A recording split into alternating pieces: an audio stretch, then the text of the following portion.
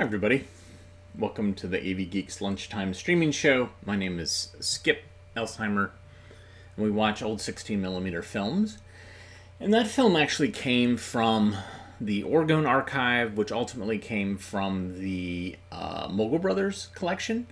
But obviously the film was made as a way to do fundraising for these schools that were being set up by the Methodists to train young black men and young black women.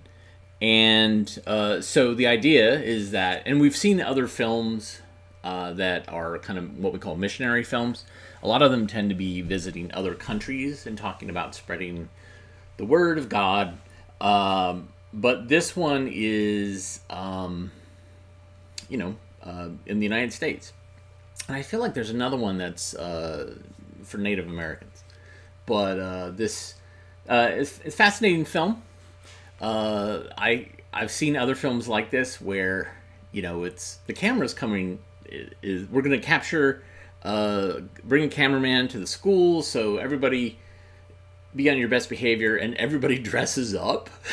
And then they're like, okay, we're going to do outdoor activity of passing a ball, and everybody's wearing a a tie, and it's like, yeah, that's probably not how they normally dress, but I don't know. But interesting nonetheless. It's an interesting part of the history. I mean, Black History Month is American History Month because we're looking at the contributions and of Black Americans and things that led them to where they are. So we'll be watching more films this month. We've seen some really great ones too. I mean, I don't necessarily, when I show a film, it's oftentimes I have no idea what it is. So we have seen some pretty amazing things, especially with black artists. So I'll try to find some more. In the meantime, behind me I have a film scanner with a film setup. It's called Decisions. Enjoy.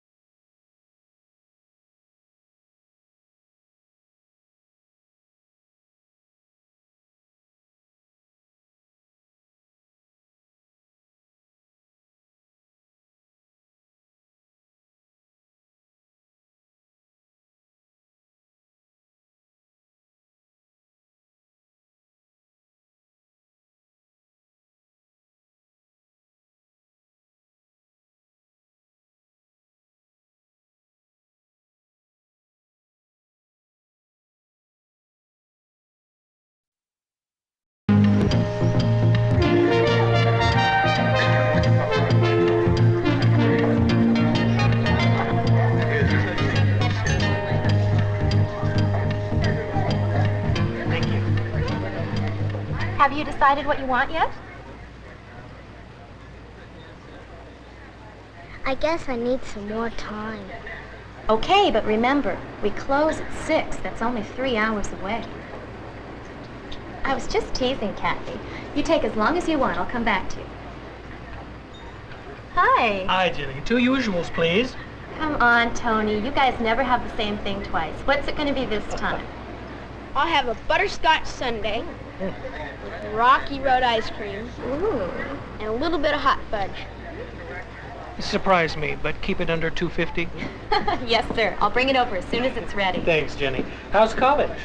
Oh, it's great. What I'm learning at school, I'm using here. You're learning how to make ice cream at college? No, she's learning how to be a counselor.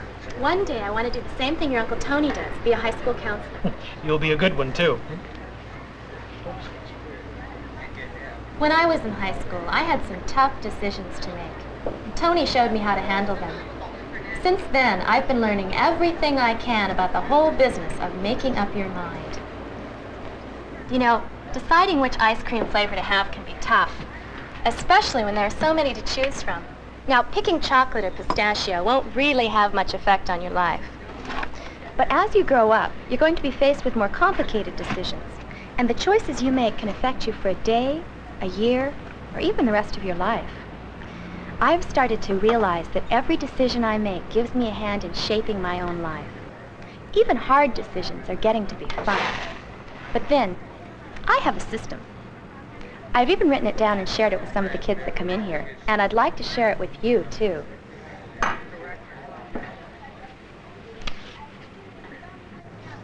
This is my decision-making system. Use it whenever you have trouble making a decision. Just follow the 5 steps. First, know what's important to you. If you keep in mind what's important to you in any situation when you have to make a decision, you'll probably make a choice you'll be happy with. Second, consider all your alternatives. If you think you have to make a choice between just one thing and another, you may be overlooking something.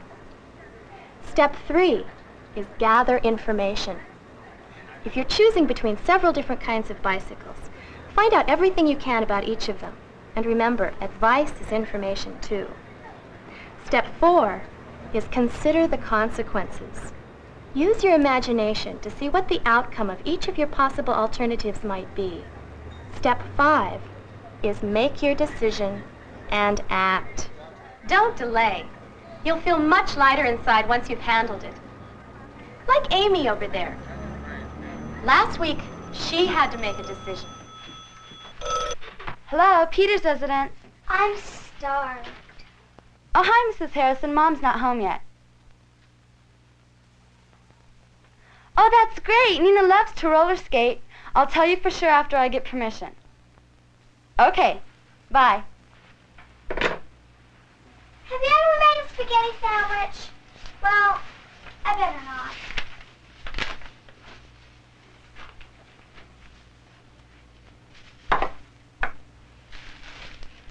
Oh, no.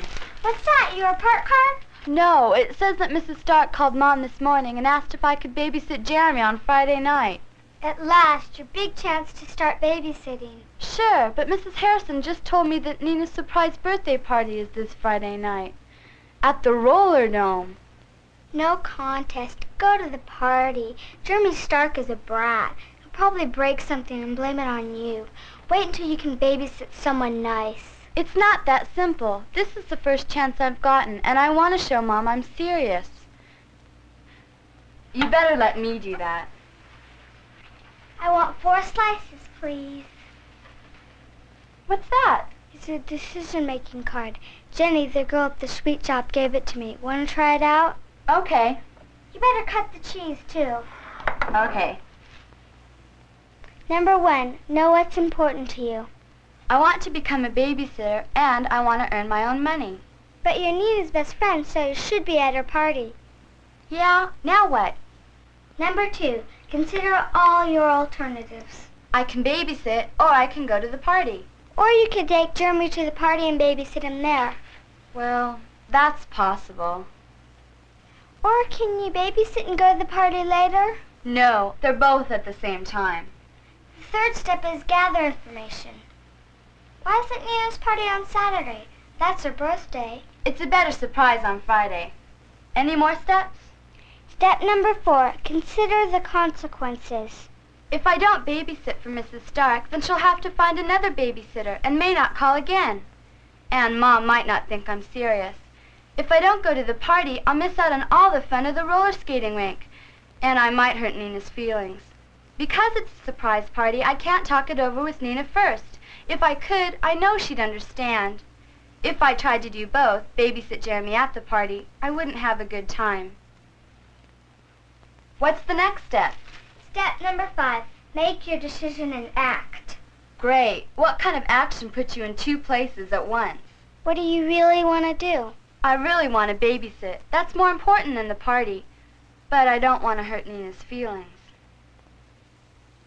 So I'm going to take action. I'm going to send a card to the surprise party telling Nina I'm sorry I can't be there, but that she should meet me on Saturday so we can celebrate her real birthday together. And I'm going to babysit on Friday night. Now can I have my sandwich? Just half, and only after this stuff is put away. Okay, but don't think Jeremy Stark is as easy to push around as I am. I'll be able to handle him. No sweat. Happy birthday, Nina. Thanks, Amy. To my best friend, a successful babysitter. Amy's decision wasn't that hard. By using the steps, she was able to babysit and express her friendship to Nina. It's important to know what you care about. Amy knew that her friendship with Nina was important, but the party wasn't. By being imaginative, she was able to express her friendship and take advantage of the opportunity to babysit. Making a decision is a lot easier once you've sorted out what's important and what's not.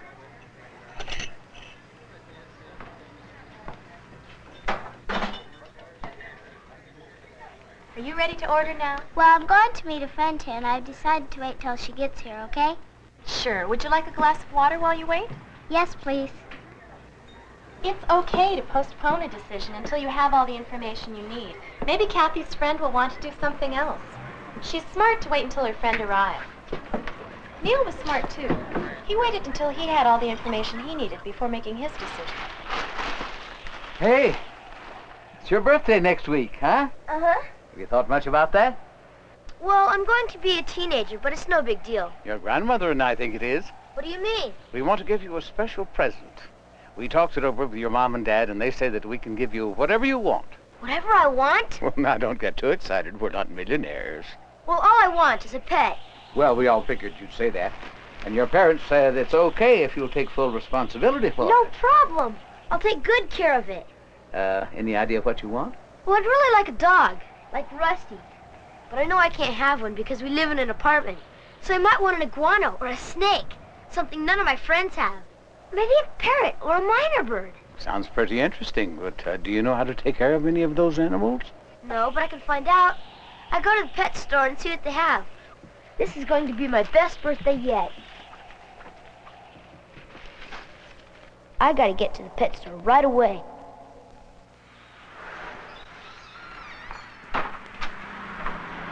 Maybe I could get a monkey and train it to clean my room.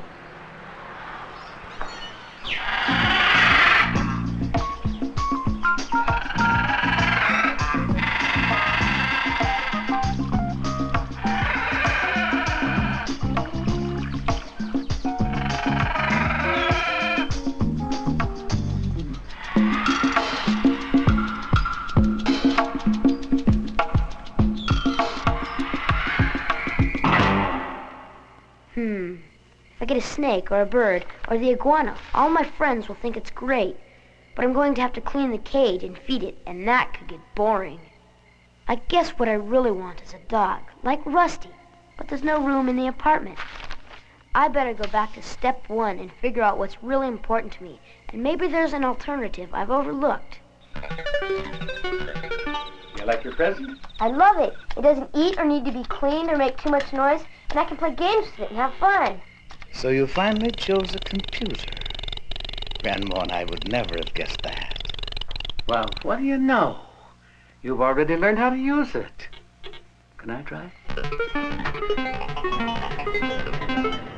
Did you notice Neil made a decision he was happy with only after going all the way back to step one and getting clear about what was important to him? He realized he wanted a dog like Rusty. That was impossible because he lived in an apartment. So he decided not to get a pet at all, but he still wanted something special. He'd worked with computers at school, so he knew he could learn as well as have fun with one. That was Neil's decision. You may have made a different one.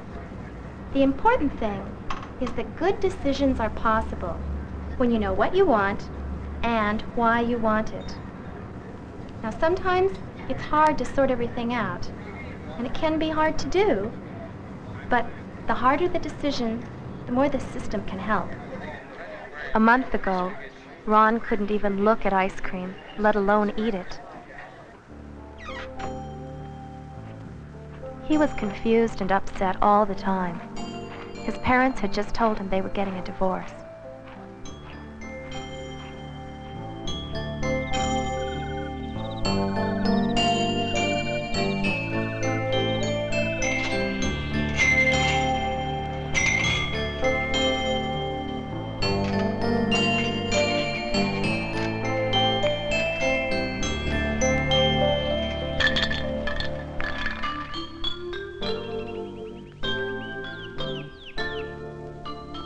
Ron was faced with the hardest decision of his life. His parents wanted him to choose which of them he would live with. Ron spent a long time trying to sort out his feelings by himself, but finally realized that he needed someone to talk to. Ron, Hi, Uncle Tony. come on in, huh?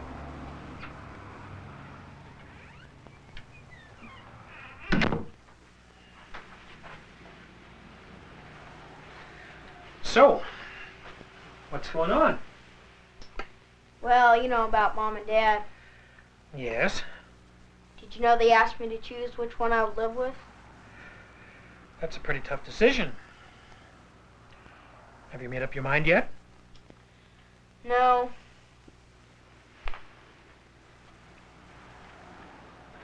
But Mom and Dad said whatever I decide will be okay with them. What do you want? I want them to stay together and love each other like they say they love me. But they've already made their decision, and they think you're old enough to make yours. My feelings were all mixed up. Maybe you haven't accepted the fact that they are getting a divorce. I have. Finally. Good. Then maybe you're ready to try to make your decision. I think this will help. How's this gonna help? Well, you go through the steps, and they help you to organize your thoughts and feelings.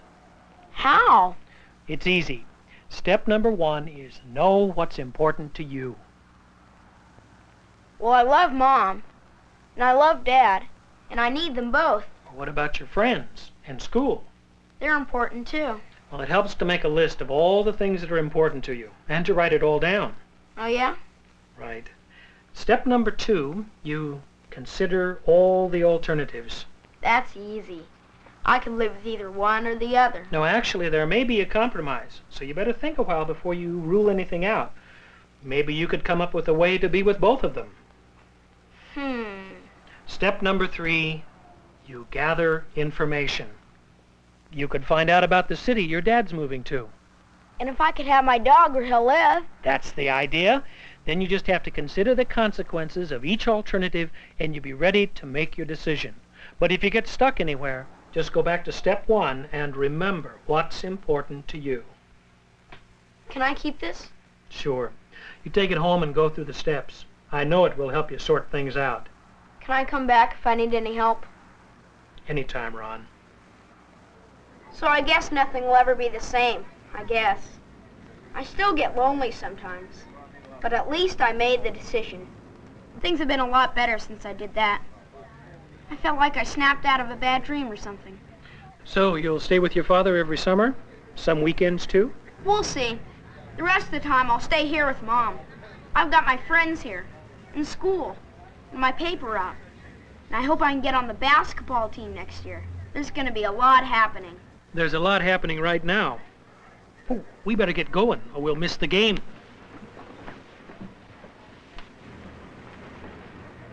I don't know what I want to do with my money. At first, an ice cream feast sounded like a good idea, but now I don't know.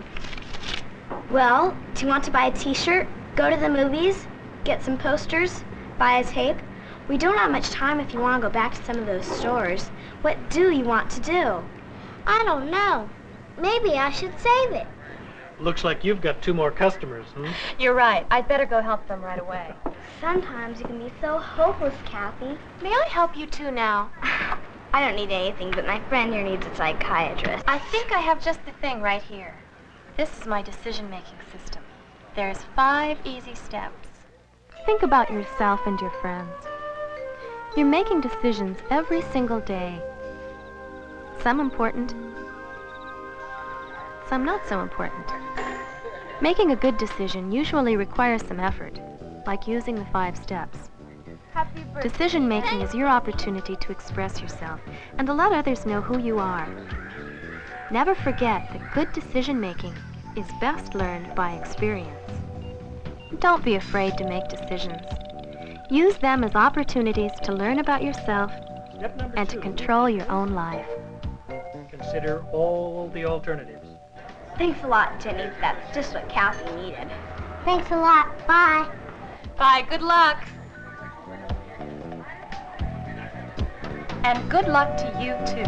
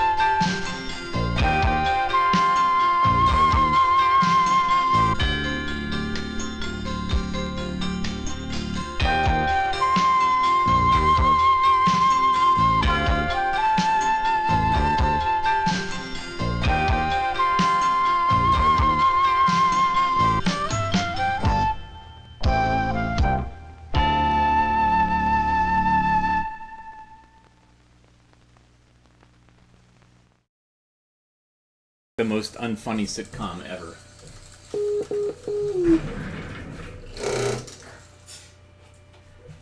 Oh. Anyways, fascinating film.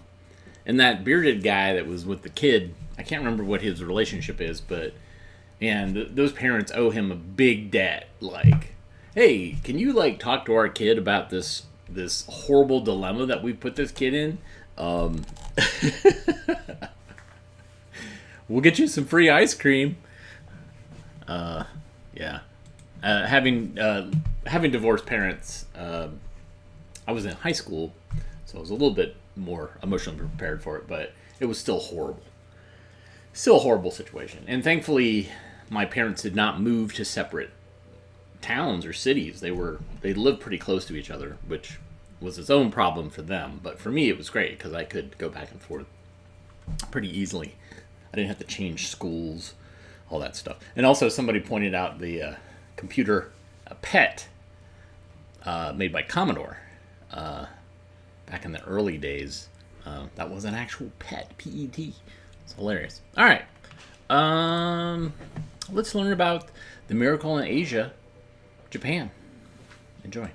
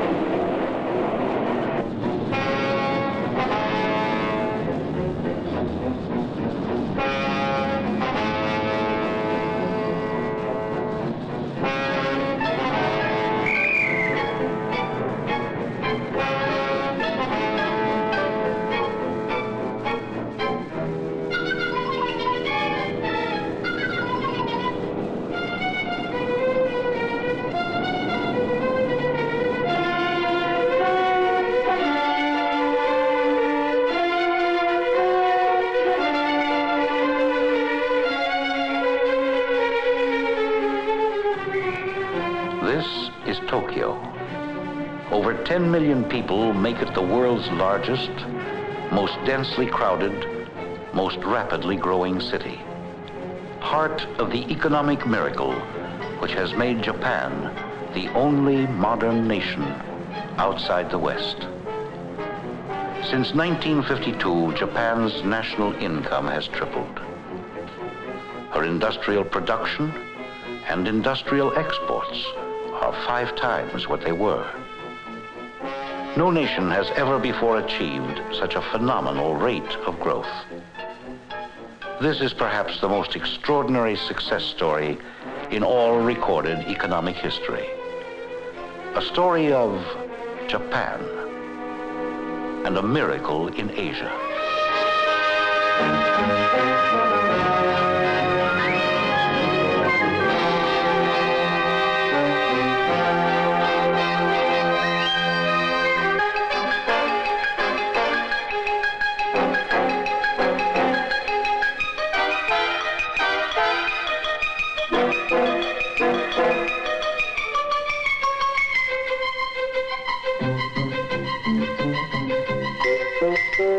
Tokyo by night, a blaze of light. More neon signs than any city in the world. More movie theaters, more cafes.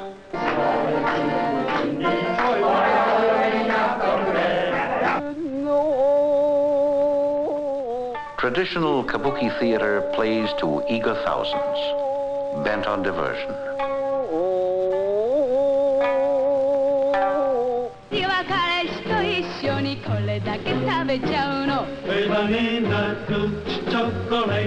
Entertainment and leisure activities boom as never before.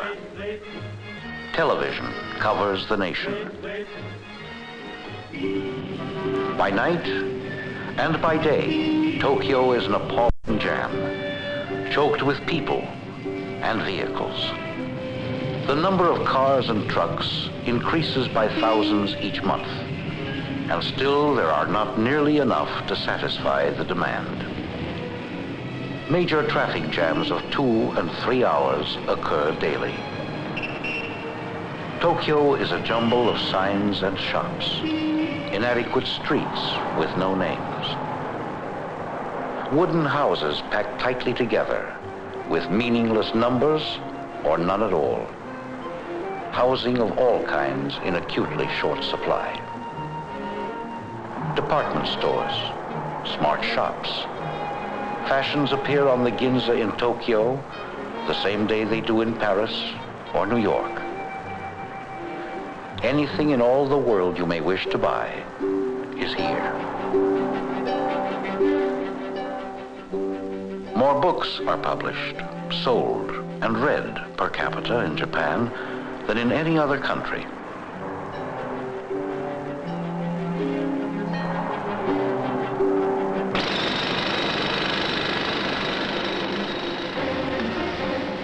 New buildings rise wherever land can be found to build them on.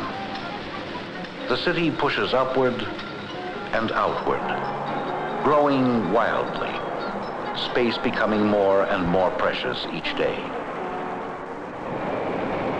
On trains which carry 3 times their capacity, commuters travel farther and farther.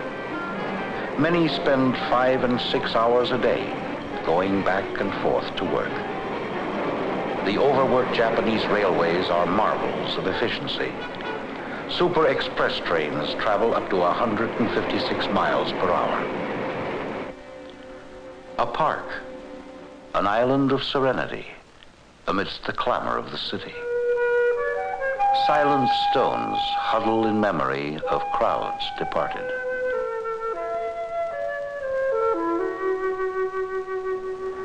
The Imperial Palace grounds, in the heart of Tokyo, home of a constitutional emperor.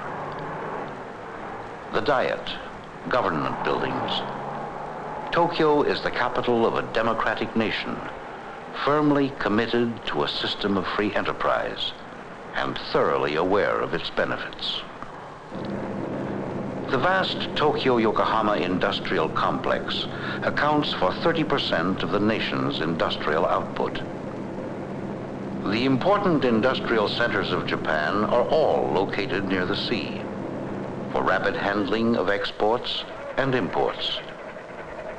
Scarce in natural resources, Japan must import most of the materials needed by industry. The Awata Maru has just dropped anchor in Yokohama Harbor. Aboard, a cargo of chemicals from San Francisco. Akito Nishimura is worried. His son Hiroshi is worried. An impatient customer, a textile manufacturer, needs these chemicals today, or a factory must shut down for want of raw materials. Go out to the ship. Arrange to discharge cargo now instead of tomorrow as scheduled. Try to do in a day what would normally take 3.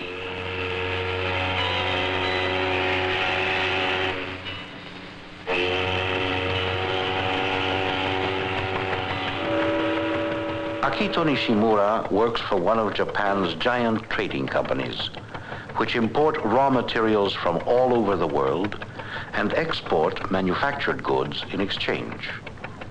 Hiroshi spends time learning the trading business when he's not in school. Trade is the lifeblood of Japan, the indispensable heart of the economy. If Japan could not trade with other nations, her economy would collapse and her people could not live. It is the cargoes of vessels like the Awata Maru which have built modern Japan.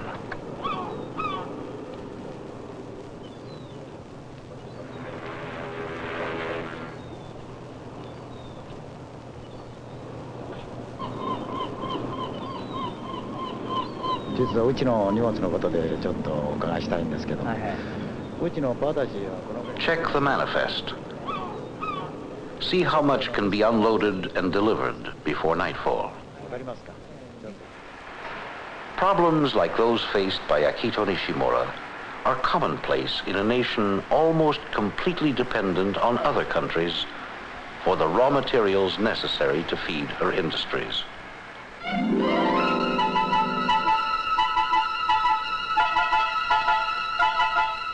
A textile mill manufacturing synthetic fabrics can stay open because basic chemicals from America arrived on time. Unload the iron ore from India, the scrap from the United States, coal from Australia.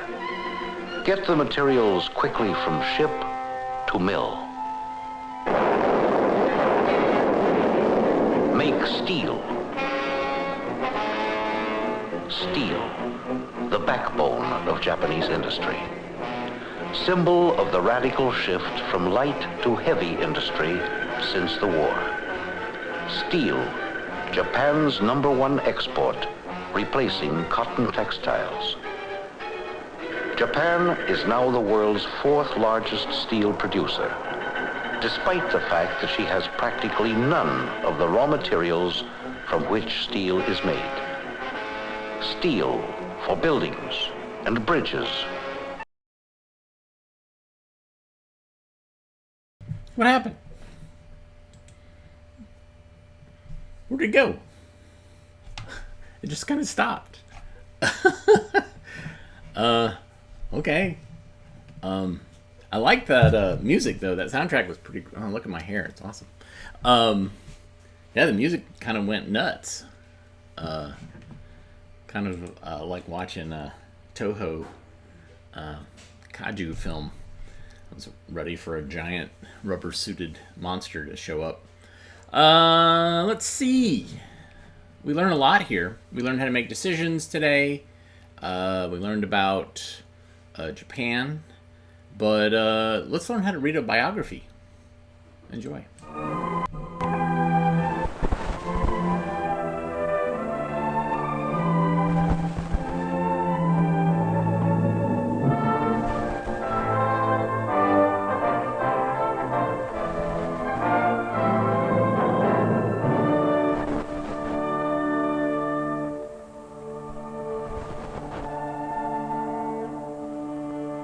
On this gate, built in ancient Persia about 500 BC, we can find one of the earliest autobiographies ever written. Inscribed in the stone above the winged bullman are a monarch's own words extolling himself. I am Xerxes, the great king, king of kings, king of the countries possessing many kinds of people, king of this great earth, far and wide, the son of Darius, the king. Since ancient times, men have written about their own lives in autobiographies, and about the lives of others in biographies. Plutarch, a Greek biographer, wrote parallel lives of the noble Greeks and Romans. Plutarch's biographies vividly portray personalities with narrative charm and psychological insight.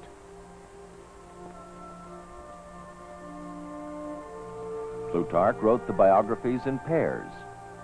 Greek lives are compared with Roman lives.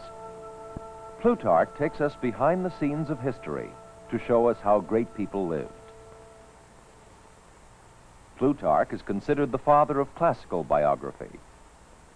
In the 19th century, since he wrote his lives, biography has become a major literary form. The Life of Samuel Johnson by James Boswell is considered one of the finest examples of English biographic writing. Examples of American biographies almost always include this book, The Autobiography of Benjamin Franklin. It is an intimate and delightful account of the first 50 years of Franklin's life. A contemporary of this American patriot was George Washington, whose life inspired many biographies. One of the earliest Washington biographies was one by Parson Mason Weems. This book is the source of many incidents which we now know are fictitious. In creating the boy who would not lie about the cherry tree, and the young Washington who threw a silver dollar across the Rappahannock River, Weems was portraying a highly idealized person. This hero-worshipping account helped to create a legendary figure of Washington, a symbol rather than a human being. A balanced, accurate biography of the first president can be found in Marcus Cunliffe's book, Washington, Man and Monument. In it, Cunliffe describes the proud Virginia planter who loved his estate on the Potomac and personally supervised all aspects of his plantation. We read in Cunliffe how Washington referred to Mount Vernon as his cottage and his villa. After years of serving his country as General Washington, he returned to Mount Vernon as a private citizen. In one of his letters, Washington wrote, "I am not only retired from all public employments, but I am retiring within myself." He longed for the peace of private life, and yet his fame would not permit this. The Virginia planter would be called out of retirement to serve his country again as its first president. In judging Cunliffe's biography, we can see evidence of the author's careful research. He used information from letters, newspapers of the period, Washington's diary, and other sources. In the evaluation of any biography, we should consider not only the subject matter, but how the author has interpreted it. Some men have interpreted their own lives, allowing us to share their feelings and innermost thoughts. Henry David Thoreau did this in Walden, a collection of autobiographical notes. At Walden Pond, near Concord, Massachusetts, Thoreau built a cabin. And here, more than a century ago, he lived a solitary life for 2 years, observing the pond in its seasons and recording his impressions in language that evokes the world of natural beauty. The sumac grew luxuriantly about the house. In August, the berries, which, when in flower, had attracted many wild bees, gradually assumed their bright, velvety crimson hue. Already by the 1st of September, I had seen 2 or 3 small maples turn scarlet across the pond.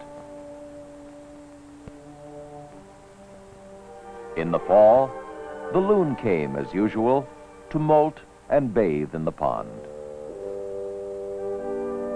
To Thoreau, a simple life in harmony with nature was more satisfactory than money or fame.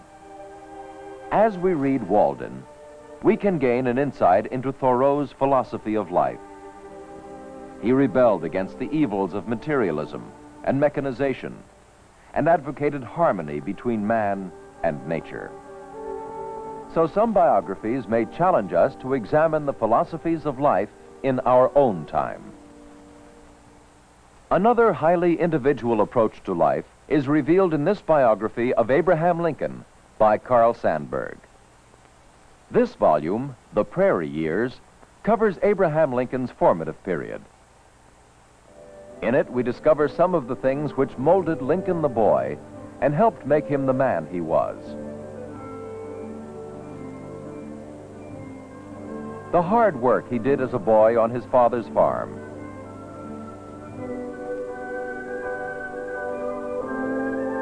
the profound influence of his stepmother, Sarah Bush Lincoln, and his persistence in getting the education available to him.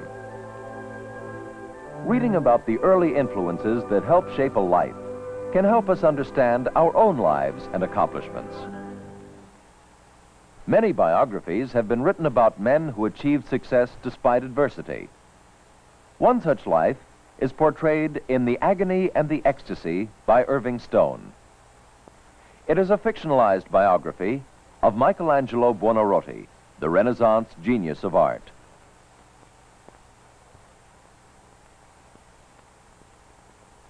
A painter, Michelangelo created this version of the Holy Family. An architect, Michelangelo designed the Dome of St. Peter's in Rome. In the cathedral is the Pietà, the Mourning of Christ by the Virgin Mary. This masterpiece was carved by Michelangelo when he was 24 years old. The men who moved this glorious work of art from Michelangelo's studio to St. Peter's refused to accept money for their job. As told by Irving Stone, one of the workmen said, "We take our pay in heaven." The author Stone goes on to say, it was the best tribute Michelangelo could receive. The author uses another masterpiece, the biblical hero David, to comment on Michelangelo's superb mastery of anatomy. So in reading The Agony and the Ecstasy, we learn what artists universally give of themselves in creating a work of art. But ordinary men, too, go through struggles in trying to succeed. A humorous version of a success story of modern times is Anything Can Happen by George and Helen Papashvili. It is an autobiographical account of George as a Russian immigrant who tries to make good in America. Having just arrived in New York City in the early 1930s, George Papashvili is directed to an employment agency. At the agency, George is fortunate to find an interviewer who can speak Russian.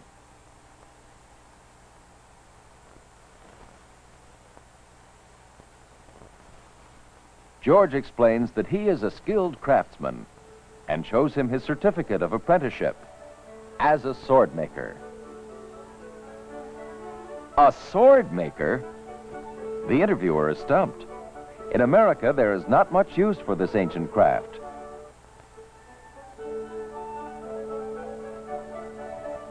But he does suggest a job for the sword maker.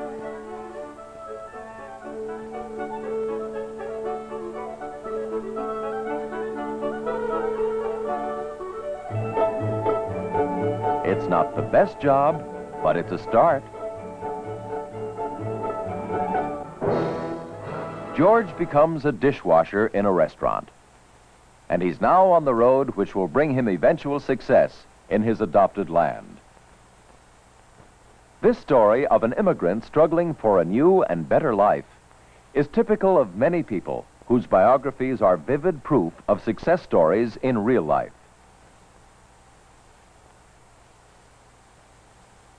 Helen Keller wrote about her triumph over physical handicaps in The Story of My Life. Charles Lindbergh, in his book, We, described his spectacular achievement of flying across the Atlantic in a small plane.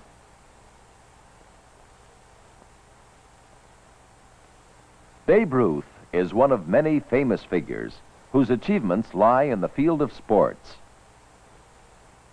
Babe Ruth's story is that of a boy who was raised in a Baltimore orphanage and learned to play baseball there. It was baseball which was to lift Babe Ruth from the underprivileged childhood he had known to a life of fame and fortune.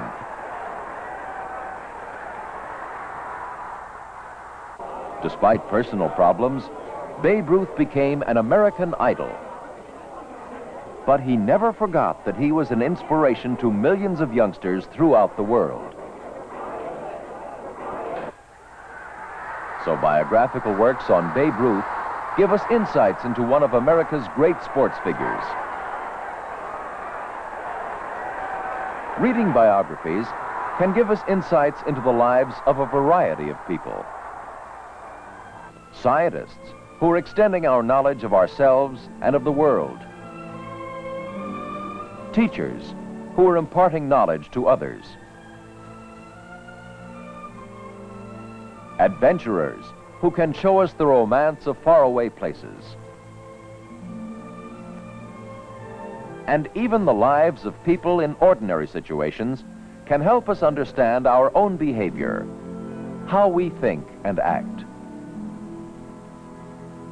And so, when we read autobiographies and biographies, we are reading the records of human lives, a vital form of literature that can enrich our own lives.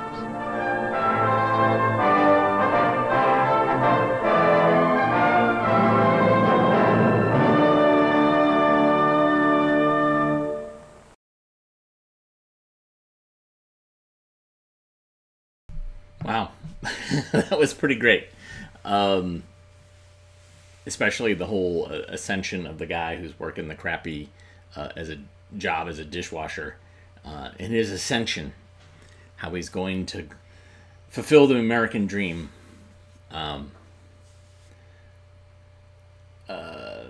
Yeah, I'm a little spacey right now. Anyways, thanks for tuning in today.